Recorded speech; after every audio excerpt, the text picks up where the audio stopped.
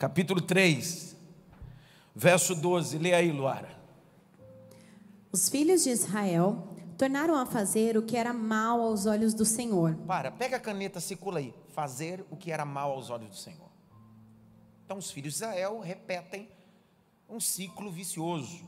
E eu vou falar disso daqui a pouquinho, que ciclo vicioso é esse, né? Vai. Por isso, o Senhor deu poder a Eglon, rei dos Moabitas. Quem é que deu poder ao inimigo? Olha para o texto, eu respondo. Olha para o texto. Quem é que deu poder a Eglon, que era inimigo de Israel, sendo ele rei dos Moabitas? Quem é que deu poder ao inimigo?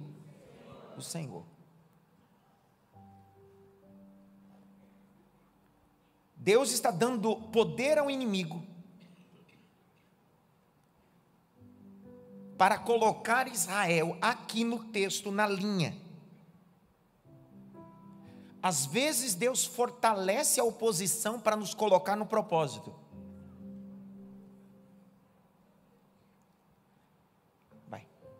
Contra Israel, porque fizeram o que era mal aos olhos do Senhor. 13. Eglon se juntou com os filhos de Amon e os amalequitas, foi e derrotou Israel. E eles se apoderaram da cidade das palmeiras. Pega a caneta, cidade das palmeiras. O que cidade é essa? Circule e puxa uma seta, escreve aí, Jericó. Jericó é a cidade das palmeiras. Pastor, por que o senhor sabe que Jericó é a cidade das palmeiras? Para aí, marca o texto e vamos lá para Deuteronômio 34:3. Vamos lá, barulho de folha de Bíblia, vai lá. Deuteronômio 34:3. Lê. E o Neguebe e a campina do vale de Jericó, a cidade das palmeiras. A cidade das? Então a cidade que Eglon, rei dos Moabitas, tomou, foi a cidade de Jericó. Volte para o texto agora, capítulo 3, verso de número 15. Então, os filhos de Israel... 14, a gente pulou o 14, vai, por favor. E os filhos de Israel serviram Eglon, rei dos Moabitas, durante 18 anos. Quantos anos? Quem é que fortaleceu o inimigo? Vamos lá. Quem é que fortaleceu o inimigo?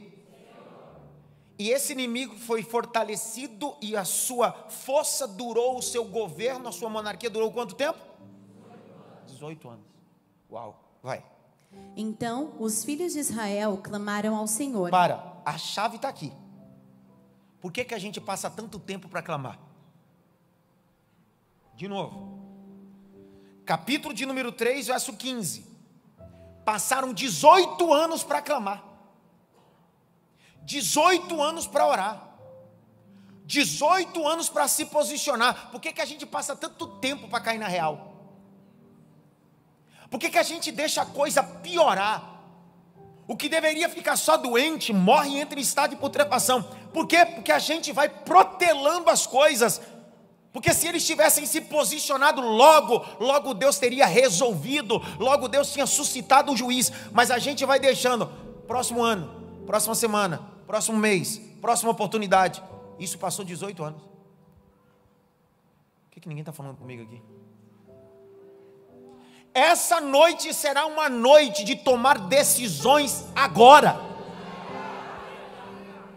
Chega de protelar. Chega de deixar para a semana que vem, para o mês que vem. Não, ano que vem eu começo.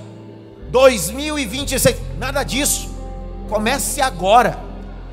Tire do papel agora, resolva agora, se alinhe agora, se arrependa agora, ore agora. Não, semana que vem eu começo a academia. Menino do céu, comece isso logo, pelo amor de Deus. Deus falou. Escuta. Eu cheguei a pesar 160 quilos. Não entendi, meu Deus.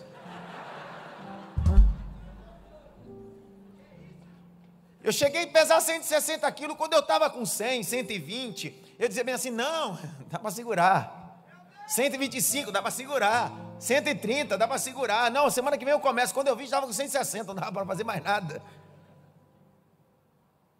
A pior coisa da vida é que a gente vai deixando piorar. E Deus está gritando essa terça-feira. Começa hoje. Vai esperar piorar para quê?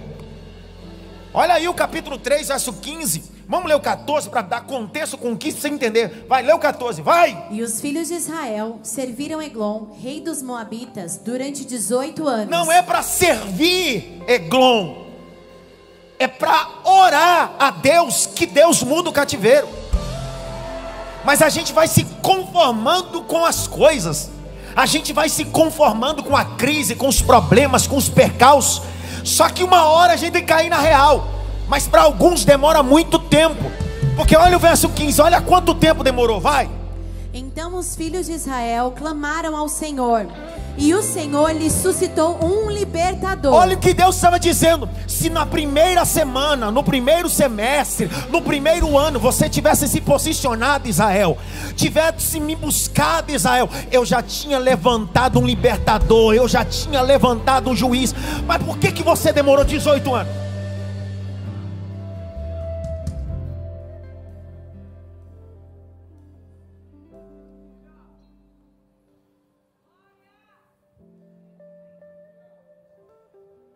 Dá uma olhadinha pelo menos para 3 assim, hoje. Pelo menos para 3, diga hoje.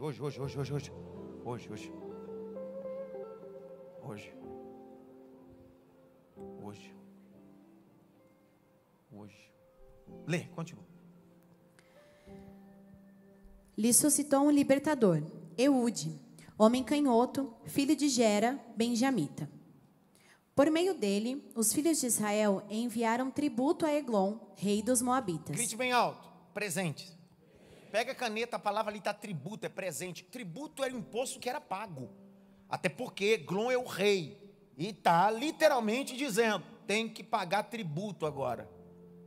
A gente está pagando um preço que não deveria ser pago.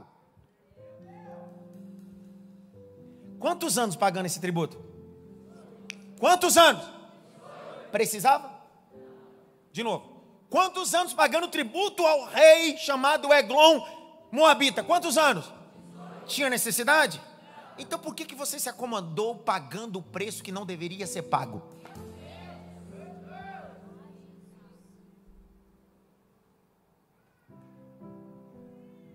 A teologia do determinismo significa determine que Deus faça. Não, eu não sou adepto da teologia do determinismo. Determine, Deus faz. Deus não faz. Ele determina e eu faço. Só que a Bíblia vai me dar a autoridade de não aceitar nada de principados e potestades. Enquanto é que eu me submeto à vontade de Deus, a partir do mundo espiritual, principado, potestade, deles eu não aceito. Através da palavra de Deus eu dou ordem a demônios e principados. É sobre isso. A gente vai aceitando pagar tributo, contas e boletos espirituais que não tinham necessidades, eram só buscar se humilhar.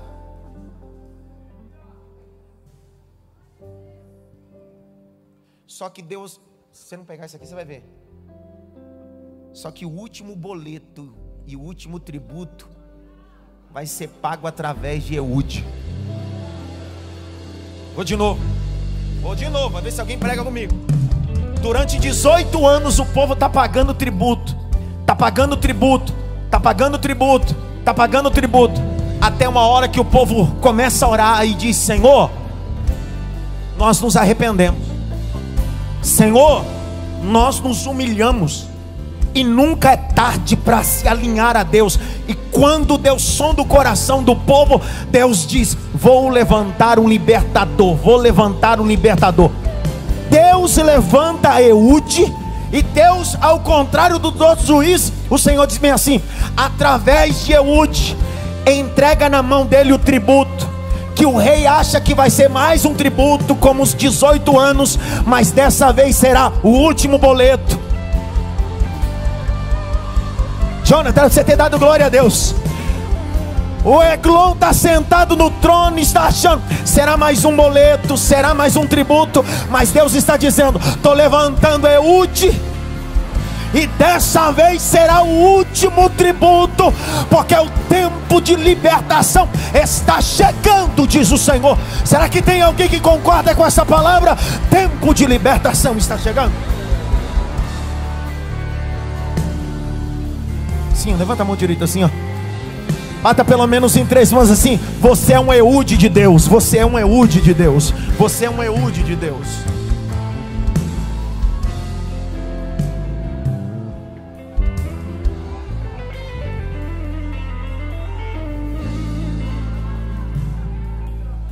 Um Salvador fora dos padrões. Um libertador fora dos padrões. Um juiz fora dos padrões. Deus vai levantar Eude, quebrando todos os padrões. Por que Deus faz isso? Porque o mérito não será do juiz, o mérito será do Deus que levanta o juiz. Porque o mérito nunca será do homem, o mérito sempre será dele, o Senhor que está no trono. Continua a leitura, vai. Eude fez para si um punhal de 2 gumes, do comprimento de quase meio metro, e cingiu-o debaixo da sua roupa, do lado direito. Então ele levou o tributo a Eglon, rei dos Moabitas. Eglon era um homem muito gordo. Para, aí a mensagem que Deus está dando para você. Vai deixar para quando? Não é eu que estou falando, é a Bíblia. Lê de novo para ver se Deus fala com esse irmão, vai. Eglon era muito gordo. Pronto.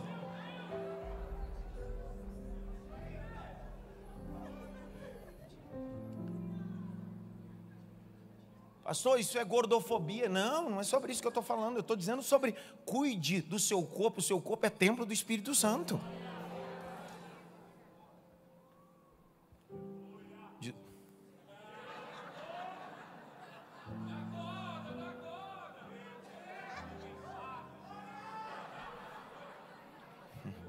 Você já eliminou quantos quilos?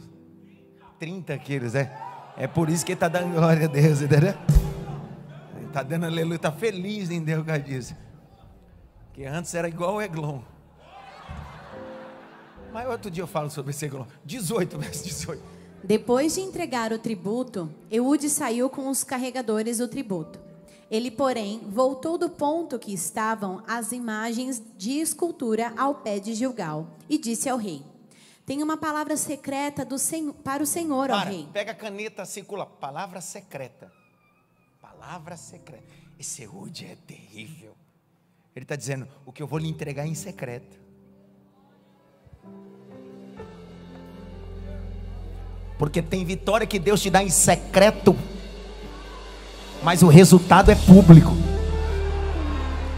Tem gente que está te vendo aqui, mas não sabe os gigantes, os reis, os Eglons que você teve que derrotar nos secretos da tua história. Vai. O rei disse: cale-se. Então todos que estavam com o rei saíram de sua presença. Eude entrou numa sala de verão que o rei tinha só para si. E onde ele estava sentado, Eude disse: tenho uma palavra de Deus para o Senhor. Eu tenho uma palavra de Deus para você. Eude disse para Eglon: tem uma palavra. Qual é a palavra? Vai. E Eglon se levantou da cadeira. E aí? Então Eude estendeu a mão esquerda, puxou o seu punhal do lado direito e cravou na barriga do rei, de tal maneira que entrou também com o cabo e a lâmina. E, porque não tirou o punhal da barriga, a gordura se fechou sobre ele. Eude saiu por uma portinha, passou para a antessala, depois de fechar e trancar as portas atrás de si. Vai. Quando ele tinha saído, vieram os servos do rei e viram que as portas da sala estavam trancadas e disseram: sem dúvida ele está fazendo as necessidades na sala de verão. Esperaram até cansar e, como o rei não abria a porta da sala, pegaram a chave e a abriram. E eis que o seu senhor estava morto, caído no chão. E o verso 26, lê com força, vai. Eude escapou. Não, lê de novo. Eude escapou. Não lê de novo. Eude escapou. Não lê de novo. Eude escapou. Não lê de novo. Eude escapou. Toda ferramenta preparada contra ti não prosperará. Deus abrirá uma porta de acesso, mas também abrirá uma porta de livramento para você.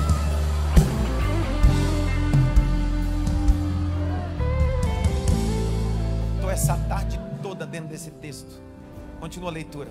Enquanto eles se demoravam, e tendo passado pelas imagens de escultura, foi para Seirá. Tendo chegado, tocou a trombeta nas montanhas de Efraim, e os filhos de Israel desceram com ele das montanhas, indo ele à frente. E lhes disse: sigam-me, porque o Senhor entregou nas mãos de vocês os seus inimigos, os moabitas. Não, lê de novo, lê de novo. Sigam-me, porque o Senhor entregou nas mãos de vocês os seus inimigos, os moabitas. Lê de novo, lê de novo, lê de novo. Sigam-me, porque o Senhor entregou na mão de vocês os seus inimigos, os moabitas. Verso de número 30, lê com força, vai. Assim, naquele dia, Moabe foi subjugado por Israel, e a terra ficou em paz durante 80 anos. Teve 18 anos de guerra, mas haverá 80 anos de paz. Pega na mão de alguém e diga para ele: um tempo de paz está chegando para a tua casa. Um tempo de paz está chegando para a tua história. Haverá um tempo de paz.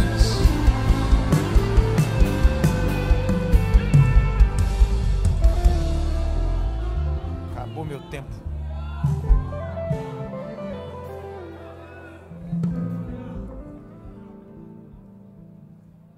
O primeiro juiz, Otiniel, foi levantado dentro de um contexto, para uma necessidade. Os juízes operavam em 4 finalidades. Quantas finalidades? 4. Dá para escrever isso? Penso que é importante, até porque nós vamos ficar 15 terças-feiras aqui. Você precisa estar claro, ciente, essas 4 finalidades, porque Deus levantava juízes, né? Então, pelo menos por 4 finalidades. 4 finalidades. Toda vez que Deus levantava um juiz, Deus queria afetar essas 4 finalidades. Primeira finalidade: o juiz tinha autoridade espiritual. Então, quando Deus levantava um juiz, é porque estava faltando uma referência espiritual no povo. Ok? Então, essa é a primeira finalidade. Quando Deus levantava um juiz em Israel, é porque o povo estava sem referência espiritual. Agora olhe para cá. Quando eu falo sobre referência espiritual, eu estou falando sobre autoridade espiritual de verdade. Porque me parece que ao longo do tempo isso tem sido banalizado. A gente não consegue viver o equilíbrio. É engraçado a pós-modernidade. A gente não consegue viver o equilíbrio. Ou a gente é bitolado demais e se submete e vive escravidão debaixo de mão de líderes espirituais, ou a gente é desleixado demais. Viver o equilíbrio. Hebreus 7,7 diz assim, ó: sem contradição alguma, o menor é abençoado pelo... Bênção trata de coisas espirituais, não de coisas carnais. Eu sei que existem líderes manipuladores. Outro dia eu recebi uma mensagem de alguém que dizia que tudo que ia fazer e qualquer decisão que ia tomar precisava literalmente da autorização do seu líder espiritual, de coisas mais ridículas que você imaginar. Isso não é autoridade espiritual, isso é manipulação. Só que nós temos o outro extremo, gente que não tem mais autoridade espiritual e já não reconhece autoridade espiritual nenhuma. Equilíbrio, o centro é tudo. O centro é tudo. Então a primeira finalidade de um juiz era para ser levantado como autoridade espiritual. Abre Crônicas. 1 Crônicas 17:6. Olha lá. 1 Crônicas 17:6. Primeira finalidade dos juízes como uma figura de autoridade espiritual. Lê. Em todos os lugares em que andei, com todo Israel, por acaso falei alguma palavra com algum dos seus juízes, a quem mandei apacentar o meu povo, dizendo: Por que vocês não construíram um templo de cedro para mim? Apacentar trata de autoridade espiritual. Então os juízes exerciam, número 1, a autoridade espiritual. O que diz em Hebreus, o capítulo de número 14? Fala sobre a figura pastoral, a autoridade espiritual. O apóstolo Paulo diz aos Coríntios, capítulo de número 9, a defesa do seu apostolado e ministério. Aí ele diz bem assim, olha o que ele diz, capítulo 9, ele diz bem assim, seria muito como um líder espiritual vos semear coisas espirituais e vos colher coisas carnais. Então Paulo tem ciência que o exercício que ele está fazendo é uma autoridade espiritual. Então a primeira coisa que um juiz tinha, de todos esses juízes, com quase 350 anos que durou o tempo do juiz, entre 320 e 350, ele tinha uma missão, autoridade espiritual. Então aonde ele chegava, ele representava uma autoridade espiritual. A presença do juiz trazia algo espiritual. E é isso que a gente precisa entender. A gente precisa resgatar a vida espiritual, até porque eu estou ensinando vocês que o juiz que Deus vai levantar não serei eu, será nós. Você será um juiz que Deus vai levantar, mas a primeira autoridade que Deus vai te dar é a autoridade espiritual. E que autoridade espiritual é essa? A autoridade que Jesus deu à sua igreja. Jesus vem assim, em meu nome expulsarão demônio, em meu nome colocarão uma mão sobre os enfermos e eles serão curados, em meu nome beberão coisas mortíferas e não farão mal algum. É melhor do que isso. A autoridade em Cristo é restaurada, porque quando eu estou em Cristo, a autoridade espiritual é restaurada. Que autoridade é essa? Quando Jesus chega em Gadara, uma região, uma cercania de Decápolis, Deca 10, Cápolis cidade, uma dessas cidades se chamava Gadara. Quando Jesus chega em Gadara, tem um homem chamado popularmente o Gadareno. Ele está nas cercanias, ele está nas montanhas, ninguém consegue prendê-lo. Ele tem 6.000 demônios. Quando Jesus coloca os pés em Gadara, Jesus não gritou, vem demônio. Jesus não gritou, eu te vi. A autoridade espiritual que Jesus tinha era tão violenta que quando ele colocou os pés, o rapaz que estava endemoniado e 6.000 demônios disseram, vamos até ele, porque chegou aquele que tem autoridade. A autoridade é tão violenta que um dia o apóstolo Paulo expulsa demônio de um grupo, e aí vem os filhos do sacerdote e querem fazer do mesmo jeito. Aí o demônio diz assim, o Deus de Paulo eu conheço, Paulo também eu conheço, mas vocês eu não conheço. A autoridade espiritual é gente que às vezes não é conhecido na rede social, não tem uma publicidade, não tem verificação, mas os demônios olham e dizem assim, eu conheço, tem autoridade de Deus, eu conheço, tem autoridade de Deus. Grite bem alto, resgate espiritual. Só dá para resgatar a autoridade espiritual se entender sobre vida de oração e jejum. Agora deu problema. Qual foi a última vez que nós jejuamos? Qual foi a última vez que você entrou num propósito? Qual foi a última vez? Só há espiritualidade quando existe separação.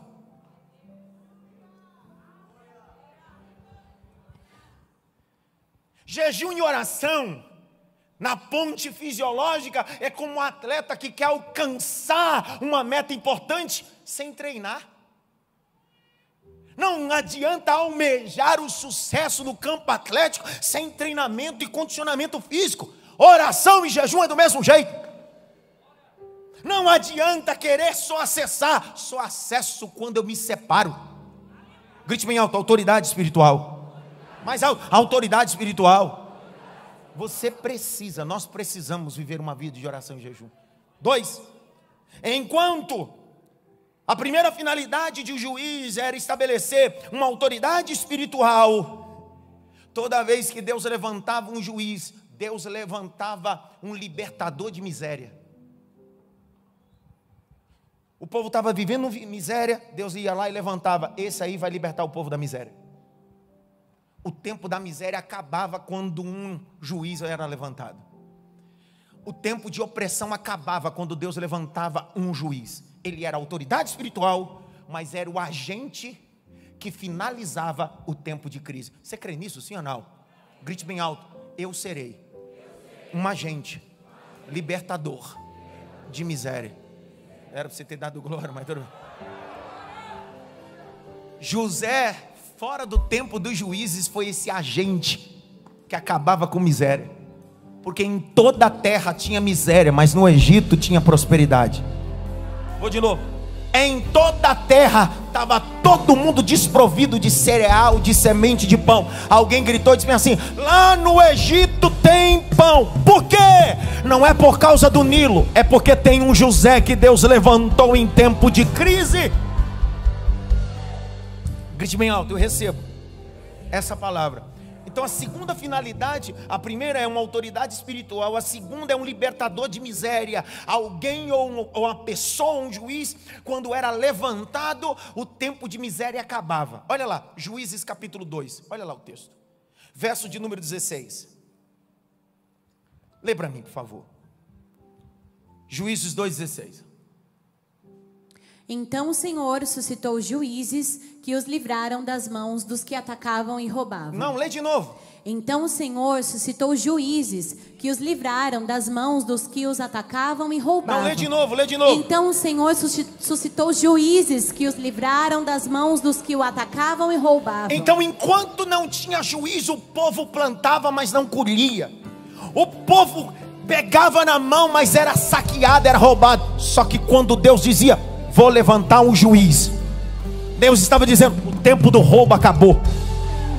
Quando Deus levanta um juiz em um ambiente, uma empresa, no judiciário, no legislativo, numa igreja, num bairro, esse é o segundo grito: o tempo de roubo, o tempo de injustiça acaba.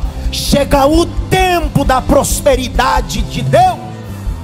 Levante a mão assim bem alto, grite bem alto: Deus vai me levantar nesse tempo.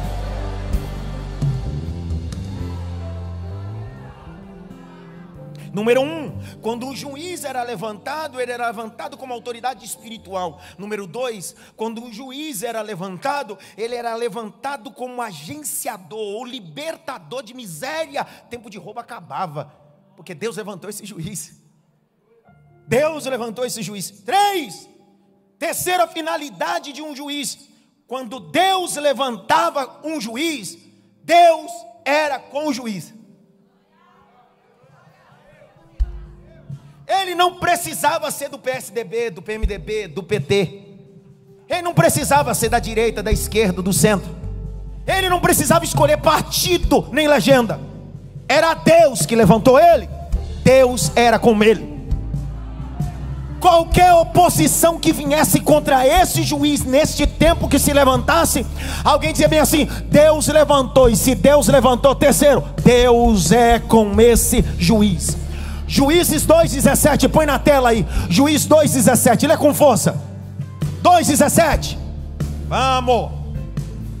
Mas eles não obedeceram. Não, lê com força. Mas eles não obedeceram aos seus juízes. Pelo contrário, se prostituíram com outros deuses e os adoraram. Depressa se desviaram do caminho por onde andaram seus pais, na obediência aos mandamentos do Senhor, e não fizeram como eles. Juízes 2,17, o Senhor estava dizendo: eu sou com eles, porque obedecendo me obedecem, e eu sou o Senhor que levanto cada um nesse propósito. 4, grite bem alto: Deus vai levantar juízes para um tempo de propósito. 4, se um juiz era levantado como autoridade espiritual, se um juiz era levantado como um agente ou um libertador de miséria, se um juiz era o sinônimo que Deus era com o juiz, 4, toda vez que Deus levantava um juiz, Deus trazia um tempo de paz na terra.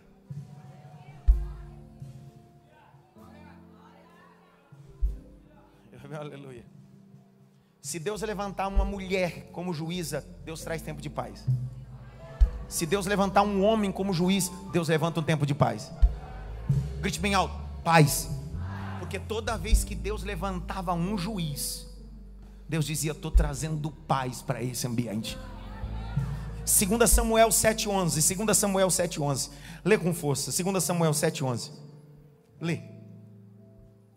Desde o dia em que te mandei que houvesse juízes sobre o meu povo de Israel, eu lhe darei descanso de todos os seus inimigos. Não, lê de novo, lê de novo. Desde o dia em que mandei que houvesse juízes sobre o meu povo de Israel, eu lhe darei descanso de todos os seus inimigos.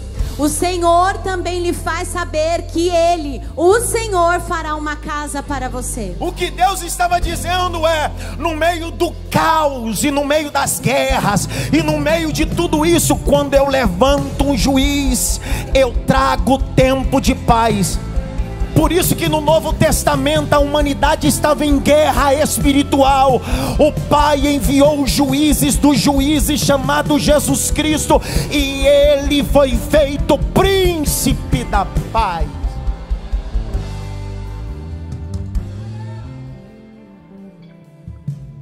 Grite bem alto.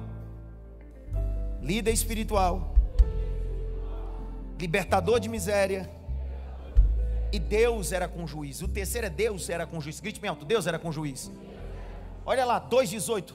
O 17 é um contexto, 18 é mais forte ainda. 2,18, que Deus era com juiz. Vai, 2,18.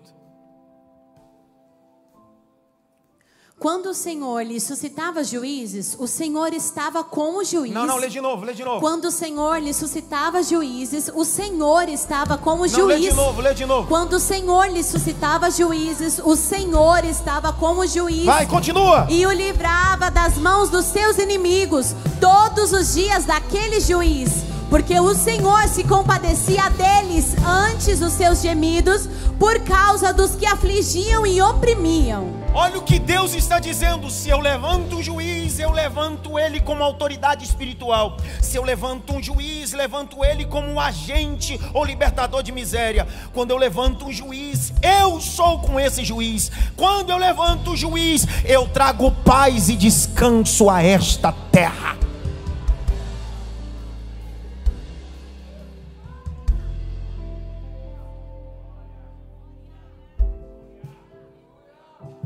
Bata no peito assim: eu estou disponível para isso. Ei.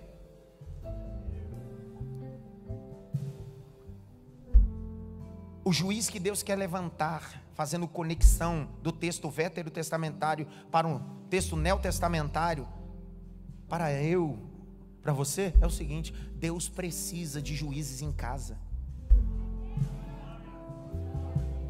Uma esposa, uma mãe, um pai, um esposo que tenha características, essas quatro. Um líder espiritual, um libertador de miséria. Deus seja contigo e que haja paz nesse ambiente.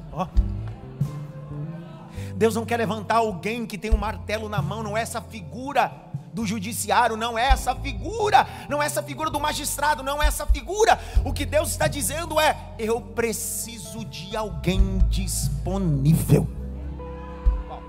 Vou de novo. Grite bem alto: Senhor, eu quero fazer a tua vontade. Nosso ano é ano de quê? Ano de quê? Ano de fazer a vontade de quem? É engraçado, esse ano tem o tema de um ano de fazer a vontade do Senhor, e eu percebo que tem uns crentes que estão mais fazendo a sua do que a vontade de Deus. Não reclama no final do ano, hein? Porque foi você que decidiu caminhar debaixo dessa palavra. Foi você em dezembro do ano passado que, quando a palavra foi liberada, você disse: eu tomo posse. Cuidado, você tomou posse na emoção, mas está com dificuldade de cumprir na razão. Na emoção você diz: é ano de Davi, vou fazer a vontade do Senhor. E esse ano, mais que eu e você estão fazendo, é a nossa própria vontade. Um juiz era alguém que decidia fazer a vontade de quem? De Deus. Olhe para cá, olhe nos meus olhos. Não há problema a gente pedir, não há problema planejar, não há problema projetar. Isso é um direito. Petições.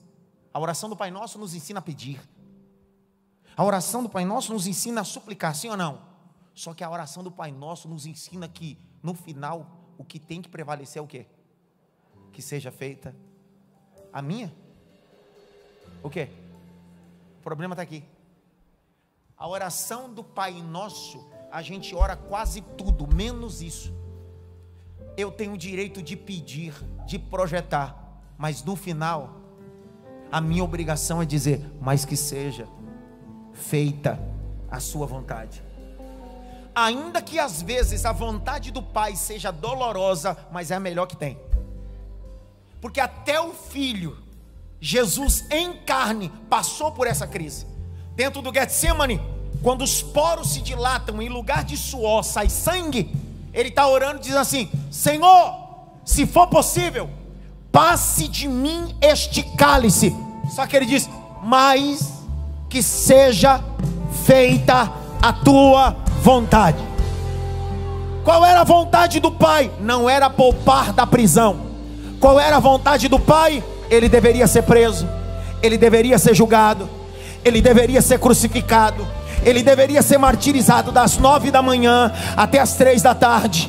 Morrendo 3 da tarde, o corpo dele deveria ser tirado da cruz, colocado no sepulcro na sexta-feira até as 6, o sábado todo. Mas no domingo de manhã, quando as mulheres chegaram no sepulcro, a pedra estava removida. A Ezequiel, tinha um anjo sentado sobre a pedra e grita para as mulheres mais ou menos assim: a vontade do Pai se cumpriu, aquele que estava morto não está mais, já ressuscitou. Vontade. A vontade do Pai não vai me tirar do processo de dor, ainda que eu queira, mas a oração verdadeira é entender: faça a tua vontade. A vontade de Deus está no livro de Juízes. Grite bem alto, livro de Juízes. Mais alto, livro de Juízes. Então no livro de Juízes, o que está se manifestando aqui é a vontade de Deus. Grite bem alto, vontade de Deus, que nós chamamos de teocracia. Israel não está vivendo a monarquia ainda. A monarquia vai começar 300 anos depois. O primeiro rei de Israel é da tribo de Benjamim, é Saul, e não era nem tempo de ser a monarquia ainda, porque o projeto que Deus tinha, o primeiro rei era da tribo de Judá. Gênesis 49, da linhagem de Judá, o Senhor suscitará um rei que será de eternidade em eternidade. Só que o problema está aqui. Há um problema grande. Deus está dizendo: vocês precisam entender, ó Israel, que dentro desse contexto eu não tenho reis, eu tenho juízes. E dentro do governo teocrático eu levanto quem eu quero, do jeito que eu quero, para cumprir a missão que eu quero. Está parecendo domingo a mensagem do Vaza. Ei, por que Deus? Não sei. Nem tudo ele tem a obrigação de explicar. Por que Deus escolhe? Por que Deus faz? Não sei. Outro dia no seminário, um aluno me perguntou: por que Jesus escolheu 12? Eu disse: está na Bíblia. Ele disse: está na Bíblia, por que Jesus escolheu os 12? Sim. Marcos 3,13. Põe na tela. Olha por que Jesus escolheu os 12. Está aí.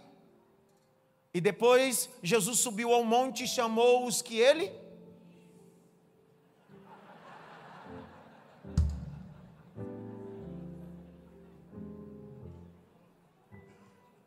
Por que ela? Ele quis. Por que ele? Ele quis. Deus não deve explicação a seu ninguém. Deu vontade de falar como eu não posso.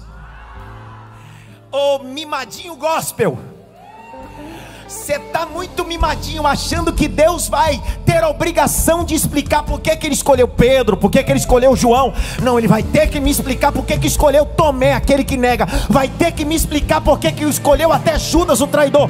Aí o texto está dizendo: eu escolho porque eu quero e não devo satisfação a ninguém.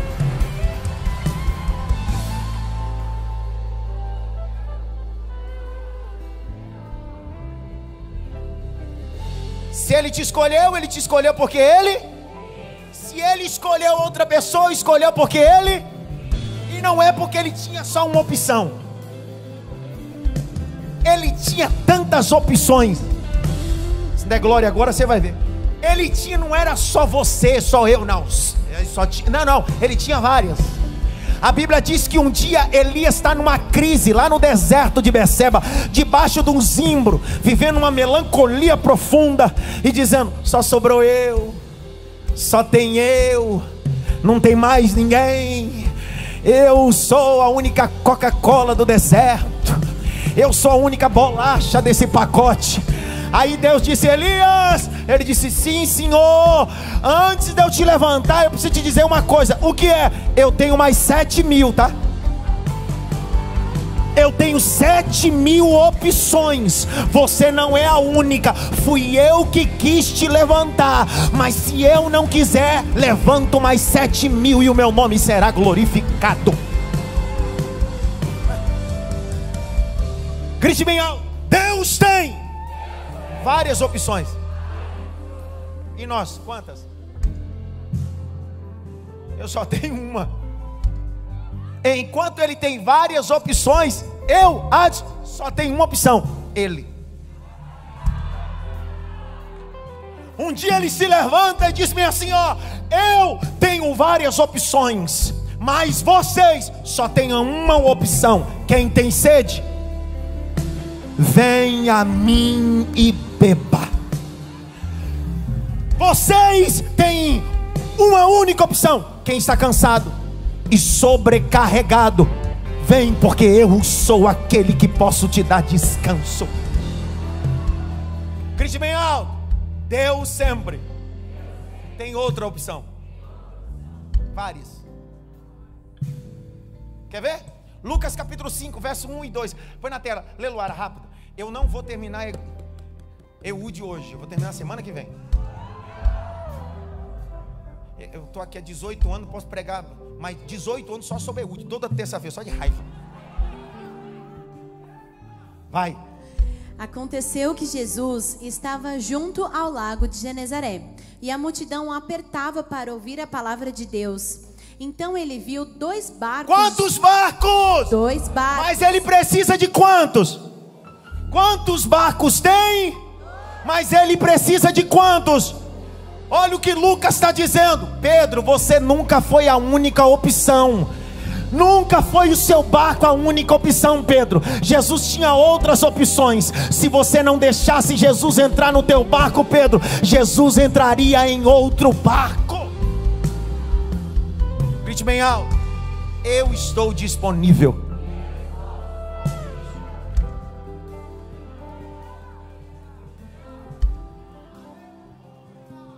Eu termino. Nem cheguei no bendito do Eglon e no Eude. Vamos. Grite bem alto: os juízes eram levantados para um propósito. Precisa ter clareza isso. Quando Jesus é enviado, Jesus vem para atender essas 4 necessidades. As 4 que eu pontuei a você. Quando Jesus vem, ele vem restaurar a autoridade espiritual que já não havia mais. Lembra quem eram os sumos sacerdotes da época? Iosef, Bar Caifás e Anás. A autoridade espiritual estava corrompida, até porque João Batista já não estava mais no templo. Estava onde? No deserto. No tempo de escassez espiritual, Jesus vem para restaurar essa autoridade espiritual. 2, quando Jesus veio, ele veio para trazer isso, quebrar a miséria. Grite bem alto: miséria. Não, pastor, Jesus não veio para isso. Jesus não veio tornar ou quebrar a miséria. Não, abre aí comigo, Lucas capítulo 4. Vamos ver se ele veio para trazer a segunda faceta de um juiz no Novo Testamento. Lucas capítulo 4. Abre o texto, verso de número 14. Quando Jesus se levanta na sinagoga, olha o que ele lê. Vai, lê. Então Jesus, no poder do Espírito, voltou para a Galileia, e a sua fama correu por toda aquela região, e ensinava na sinagoga, sendo elogiado por todos. Vai. Jesus foi para Nazaré, onde havia sido criado. Num sábado, entrou na sinagoga, segundo o seu costume. Levantou-se para ler. Então lhe deram o livro do profeta Isaías, e abrindo o livro, achou o lugar onde está escrito: O Espírito do Senhor está sobre mim, porque Ele me ungiu para evangelizar os pobres. Ah, meu Deus. Enviou-me para proclamar libertação aos cativos e restauração da vista aos cegos, para pôr em liberdade os oprimidos e proclamar o ano aceitável do Senhor. Tendo fechado o livro, Jesus devolveu ao assistente e sentou-se. Todos na sinagoga tinham os olhos fixos nele. E aí? Então Jesus começou a dizer: O quê? hoje se cumpriu a escritura que vocês acabaram de ouvir. Quando Jesus lê esse texto do profeta Isaías, ele está dizendo: as 4 coisas que precisavam em um juiz, eu estou estabelecendo: autoridade espiritual, libertador de miséria, Deus é comigo, e mais, haverá o tempo de paz, porque eu sou o Senhor de descanso. Por isso que quando Jesus é assunto aos céus, os adeptos de Cristo são chamados de cristãos. O que são cristãos? Pequenos Cristo, pequenos juízes. Nós representamos aquilo que Jesus carrega. O evangelho é tomado desses 4 pilares. Capítulo de número 2 de Juízes. Eu fecho o texto e semana que vem eu continuo, que eu queria falar semana que vem, com calma então. Capítulo de número 2, versículo de número 12. Lê para mim. 2:7, perdão, 2:7. Vai. O povo serviu o Senhor todos os dias de Josué e todos os dias dos anciãos que ainda sobreviveram por muito tempo depois de Josué e que viram todas as grandes obras que o Senhor tinha feito por Israel. Vai. Josué, filho de Num, servo do Senhor, morreu com a idade de 110 anos. 10, verso 10 agora. Toda aquela geração também morreu e foi reunida aos seus pais. E depois dela se levantou uma nova geração que não conhecia o Senhor, nem as obras que ele havia feito por Israel. Vai. Então os filhos de Israel fizeram o que era mal aos olhos do Senhor, servindo os Balaíns. Deixaram o Senhor, Deus de seus pais, que os havia tirado da terra do Egito, e seguiram outros deuses, os deuses dos povos que havia ao redor deles. E os adoraram, e provocaram o Senhor a ira. 14. A ira do Senhor se acendeu contra Israel, e ele os entregou nas mãos de ladrões que os despojavam do que possuíam. Quem entregou? Na mão de quem? Por quê?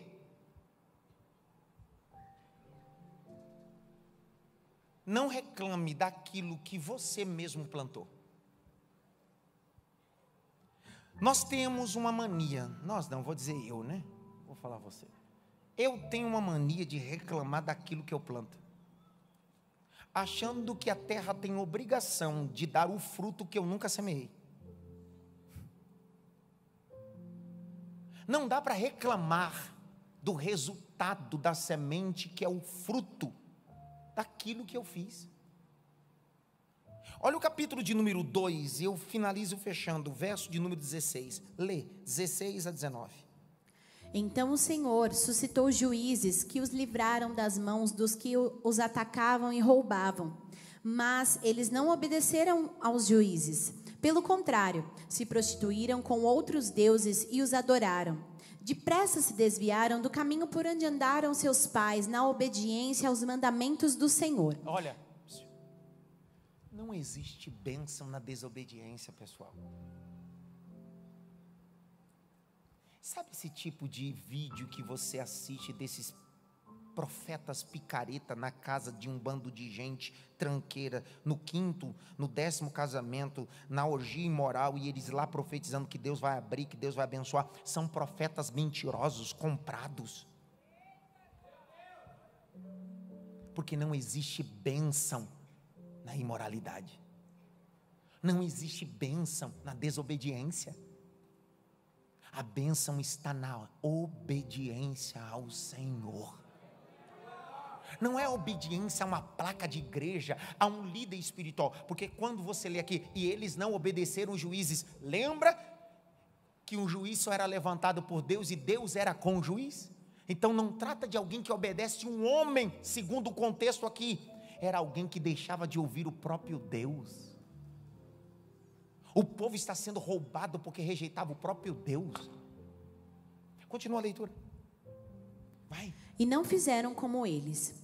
Quando o Senhor lhe suscitava juízes, o Senhor estava com o juiz e os livrava das mãos dos seus inimigos, todos os dias daquele juiz, porque o Senhor se compadecia deles ante os seus gemidos, por causa dos que os afligiam e oprimiam. Mas, quando o juiz morria, eles voltavam a viver como antes, e se tornavam piores do que os seus pais, seguindo outros deuses, servindo-os e os adorando. Fechei. Semana que vem eu continuo fechando esse dia de estudo com vocês debaixo dessa palavra. Por que que o povo se desviava? Faltava nesse povo referência. Faltava nesse povo o quê? Sim ou não? Quando tinha um juiz, o povo estava debaixo da bênção, sim ou não? Eles tinham para onde olhar.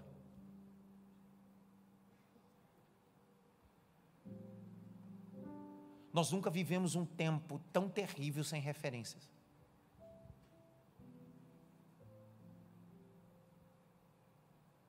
Referências. Casamentos como referência. Homens como referência. Mulher como referência. Eu estava em uma conversa informal com um membro da nossa igreja, porque não existia a palavra membra feminino, membro é tanto para feminino, masculino, um membro do sexo feminino, e ela dizendo: pastor, o senhor sabe por que eu fiquei na igreja? Eu disse: por causa da palavra? Ela disse: todo mundo fala isso, né, pastor? Eu disse: sim. Ela disse: também, mas eu fiquei na igreja porque tudo que o senhor prega, eu não olho para o senhor. Eu disse: não, eu olho para a sua esposa.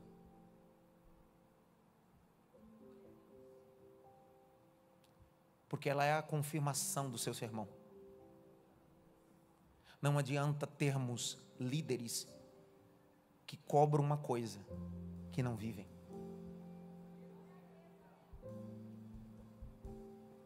Escute-me. A maior autoridade do evangelho não é fazer um coxo andar. É dizer para o coxo antes de andar: olhe para mim.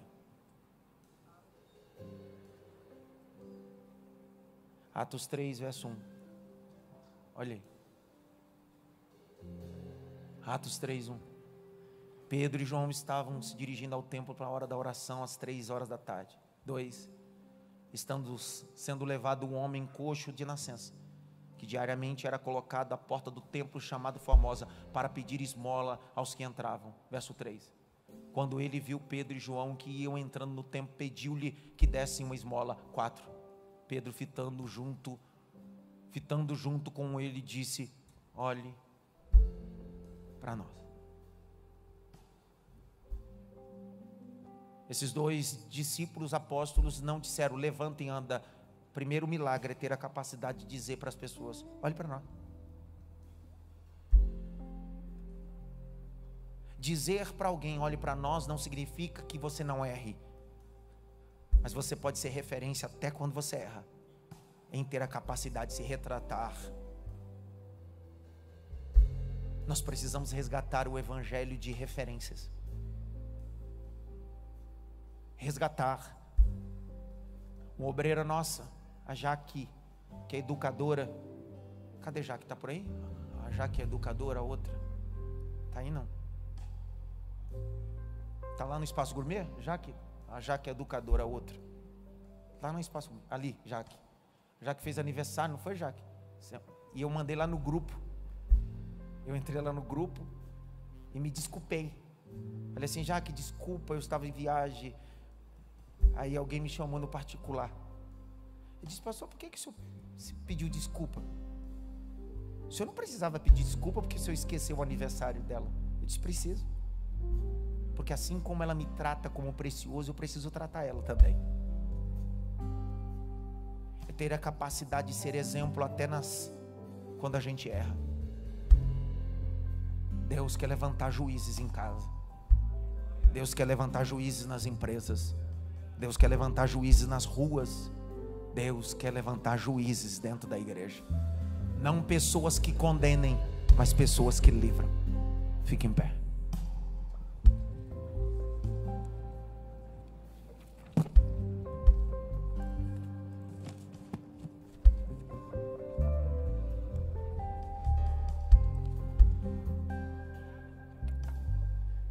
Eu preguei uma série aqui sobre as 10 pragas do Egito. Quem lembra?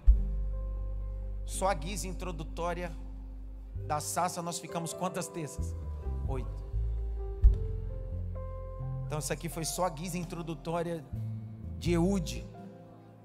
Semana que vem nós vamos falar sobre o segundo juiz. Aqui foi só para saber o que vai acontecer com ele.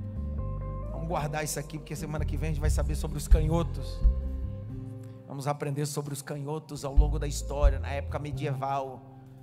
Nós vamos aprender sobre Einstein, Leonardo da Vinci, entre grandes homens, sobre canhotos e qual era essa figura. Por que esse homem construiu uma espada de 50 centímetros? Por que ele colocou na perna direita?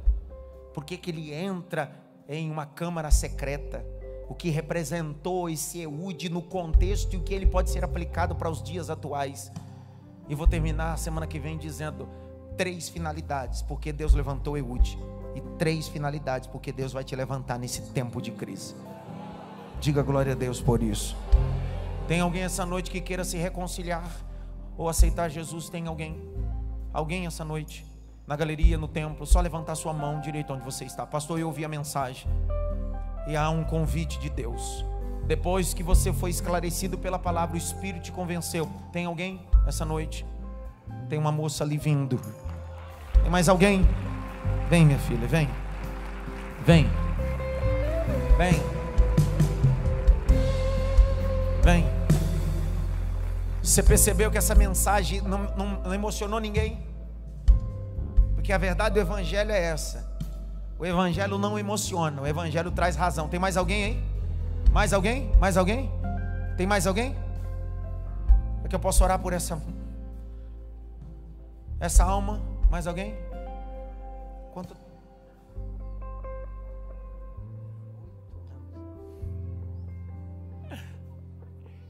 8 anos. Ela estava 8 anos afastada. Só que hoje Deus levantou juízes. Deus levantou juízes como pregoeiros do Evangelho para libertar pessoas. Estenda suas mãos para cá. Pai, eu abençoo tua filha. Nós como igreja abençoamos ela. Abençoamos a mente, abençoamos o coração, abençoamos os pés, abençoamos as mãos. Estamos tão felizes, Senhor, que 8 anos depois a tua filha vive o texto: libertação. Libertação. Todos os pactos feitos nesses 8 anos estão sendo quebrados pelo sangue de Jesus. Pactos equivocados, pactos feitos em ambientes obscuros, o Senhor esta noite está quebrando e está dizendo: é tempo de paz, é tempo de descanso, é tempo de libertação. Proclamamos o reino de Deus sobre ti esta noite, no nome de Jesus. Será que alguém pode glorificar isso ou não?